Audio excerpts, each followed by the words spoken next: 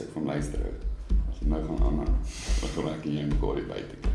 Sê nee, wag, ek wil niks sê van jou af. Ek sê, tog jy leer jy altyd aan my. Hy sê nee.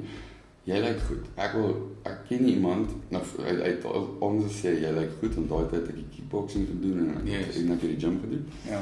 Sê hy, daar's 'n moontlikheid vir jou om te compete.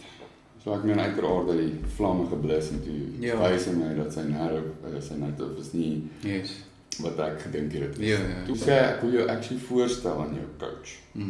Hy sê, well, okay. En toe ontmoet ek vir Wian Mens is 'n awesome mens, baie lief vir my boeta. Hy het 'n baie groot impak op my lewe gehad. Ook 'n Christelike man. Hy is die enigste ou wat ek kan sê in bodybuilding het regdeur nog die hele tyd sy faith hou en alles nie vir die Here. Ek het ook so begin, want ek het saam met hom op pad begin stap.